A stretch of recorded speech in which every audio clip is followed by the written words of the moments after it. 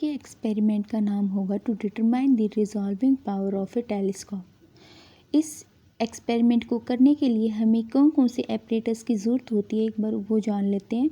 हमें चाहिए telescope with clamp stand, adjustable micrometer slit, sodium lamp, glass plate having a pair of slit, travelling microscope, metre rod और measuring tape, reading lens. हमारा sodium lamp है, इस तरीके का हमारा सोडियम लैम्प हमें नज़र आता है।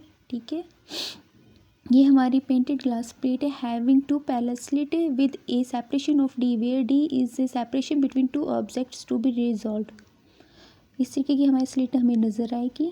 ओके, ये हमारा telescope fitted on A clamp stand है। ये हमारी एडजस्टेबल माइक्रोमीटर स्लिट है जिसकी हेल्प से हम विड्थ को कम ज़्यादा करेंगे। हमें इसको इस तरीके से स्टैंड पे इसको एडजस्ट करना है। ये हमारा सोडियम लैम्प लाइट है, इस तरीके की हमारी सोडियम लैम्प में से लाइट हमें नज़र आती है। देखो, एक्सपेरिमेंट को स्टार्ट करने से पहले हमें पता होना चाहिए जो आपका माइक्रोमीटर स्लिट होती है उसके अंदर आपकी एक तो मेन स्केल होती है जिसके अंदर आपकी रीडिंग होती है 0 to 5। ओके, और उनके बीच में जो डिवीज़न होते हैं वो 10 डिवीज़न होती है। अगर हम लेंथ ऑफ मेन स्केल की बात करें तो उसकी जो लेंथ होती है वो होती है 0.5 सेंटीमीटर। क्लियर है। और जो स्मॉलेस्ट डिवीज़न होती है ऑन मेन स्केल की वो होती है आपकी 0.05 सेंटीमीटर। और सर्कुलर स्केल जो है आपका साइड में जो ये सर्कुलर स्केल बना हुआ है उसकी जो आपकी टोटल नंबर ऑफ डिवीज़न होती है सर्कुलर स्केल की वो होती है 50। जब हम इनकी लिस्ट काउंट निकालते हैं तो लिस्ट काउंट कैसे निकालते हैं? Smallest division on main scale upon में total number of division on circular scale. तो आपको पता है smallest division on main scale कितनी है? 0.05 सेंटीमीटर है। और total number of division on circular scale कितना आया हमारा? 50। क्लियर है। तो लिस्ट काउंट हम इजीली निकाल सकते हैं। लिस्ट काउंट कितना आएगा हमारा? 0.001 सेंटीमीटर। क्लियर है सभी को? ओके, हम एक्सपेरिमेंट कर रहे हैं to determine the resolving power of telescope. Clear है। तो हमें सबसे पहले पता होना चाहिए रिजॉल्विंग पावर का मतलब होता क्या है।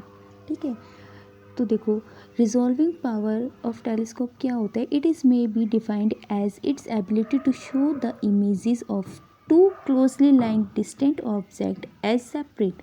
मीन्स क्या हुआ, जो रिजॉल्विंग पावर ऑफ टेलीस्कोप है, ठीक है, वो एबिलिटी है जिसके कारण हम पास अगर कोई ऑब्जेक्ट पास में है या फिर कोई ऑब्जेक्ट दूर है तो उसकी इमेज को जो अलग अलग करके दिखा सके, उस एबिलिटी को हम क्या बोलते हैं? उस एबिलिटी को हम बोलते हैं resolving power of telescope. Clear है सभी को?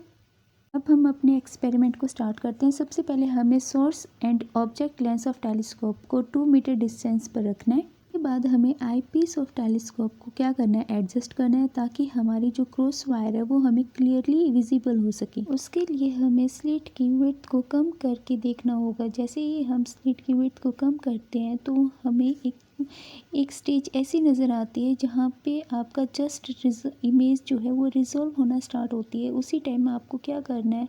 आपको उसी टाइम स्टॉप करके, ये जैसे ही आपने रिड्यूस की उसी टाइम आपको स्टॉप करके क्या करना है? रीडिंग नोट करनी है मेन स्केल की, ठीक है, और सर्कुलर स्केल की।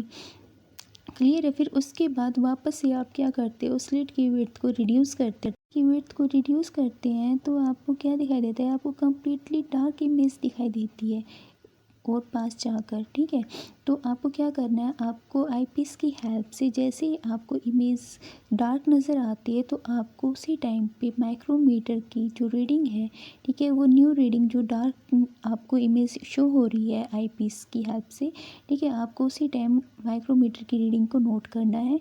ठीक है, अपने ऑब्जर्वेशन टेबल में को फिर क्या करना है? आपको मेजरिंग टेप यूज़ करना है। ठीक है, यह मेज़र द नॉर्मल डिस्टेंस जिसको हम किससे डिनोट करते हैं? कैपिटल डी से, between the slit and adjustable slit. Clear सभी को? फिर आपको क्या करना है? वापस से आपको यही प्रोसेस क्या करना है? डिफरेंट वैल्यूज़ के लिए आपको ये प्रोसीजर क्या करना है? रिपीट करते रहना है। क्लियर है। एक बार आप रिड्यूस करके देखते हो, ठीक है, तो आपको क्या होता है? स्टार्ट में जैसे आप स्लिट की विड्थ को रिड्यूस करते हो तो आप इमेज जो है वो रिजॉल्व होना स्टार्ट होती है। जैसे वो रिजॉल्व होना स्टार्ट होती है जस्ट उसी पॉइंट को आपको क्या करना है? ऑब्जर्वेशन टेबल में नोट करना है।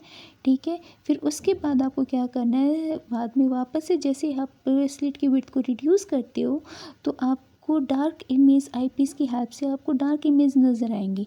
तो जैसे आपको डार्क इमेज नज़र आने लग जाती है, एक वो रीडिंग आपको माइक्रोमीटर की रीडिंग क्या करनी है, नोट करनी है। ठीक है, ऑब्जर्वेशन टेबल में आप ऐसे ही क्या करोगे, रिड्यूस करके देखते जाओगे और आपने क्या कहते हैं ऑब्जर्वेशन टेबल में इस रीडिंग को नोट करते जाना। ठीक है, और इसी प्रोसेस को बार बार रिपीट करना कि किस पॉइंट पे आपकी है ना, कौन सी रीडिंग पे आपकी क्या आ रही है, जो इमेज है वो रिजॉल्व होकर आ रही है कम्प्लीटली। आप वीडियो में भी आप ये चीज़ देख सकते हो कि है ना, आपकी जैसे स्टार्टिंग जस्ट रिजॉल्व होना स्टार्ट होती है उस टाइम की रीडिंग नोट करनी है। ठीक है, और जब आपकी कंप्लीटली डार्क रिजॉल्व हो जाती है, डार्क इमेजेस आपको शो हो जाती है, एक रीडिंग आपको वो नोट करनी है। फॉर एग्जांपल मैंने अभी आपको रिजॉल्विंग पावर की डेफिनेशन बताई। अब मैं आपको इसका एक एग्जांपल देकर समझाती हूँ कि रिजॉल्विंग पावर का मतलब होता क्या है। सपोज इट आप मतलब कि बाहर ट्रैवल करने जाते हो गाड़ी में, तो सामने से एक लाइट मतलब ये गाड़ी आती है। ठीक है, तो आपको दूर से आपको हेडलाइट जो आपको नज़र आती है गाड़ी की, वो आपको लगता है कि सिंगल लाइट है। ठीक है, तो सिंगल लाइट आपको नज़र आती है। जैसे आप नज़दीक जाते हैं तो आपको क्या दिखाई देता है कि आपको हल्की हल्की 2 लाइट्स नज़र आती है, लेकिन आप फिर भी श्योर नहीं होते हो। जैसे आप और नज़दीक जाते हो तो आपको क्या नज़र आती है, 2 हेडलाइट्स नज़र आती हैं गाड़ी की। ठीक है, सेम एज इट इज़ ऐसे ही क्या है, आपके इस एक्सपेरिमेंट में इमेजेस रिजॉल्व होती हुई नज़र आएंगी। Thank you for watching my video.